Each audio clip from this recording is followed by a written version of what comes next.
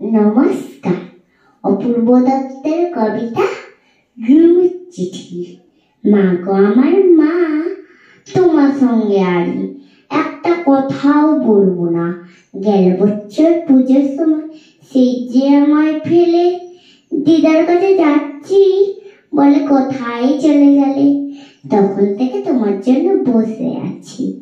মা, এবার পুজোয় আসবে তো ঠিক? সত্যি বলো না? বাবাটা মা এতই বোকা, কিচ্ছু জানে না।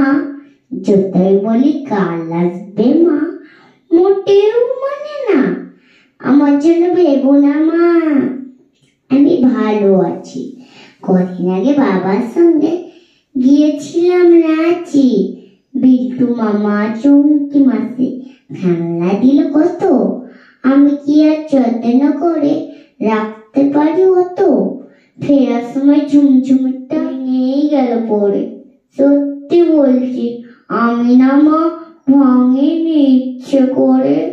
ওই দেখো মা, একটা কথা বলতে গেছে ভুলে, ময়নাটা না পালিয়ে গেছে পশু খাঁচা খুলে। আর আমাদের দক্ষিণ দিকের কলাপতি গাছে আজ দেখেছি দুটো হলুদ ফুলও ফুটে আছে। পরে আবার লিখবো, মা যাই, অঙ্ক কষা বাকি, না হলে তুমি বলবে পড়াতে দিস ফাঁকি। আসার সময় এনো একটা নতুন ঝুমঝুমি, তুমি আমার প্রণাম নিও। ইতি তোমার রুমে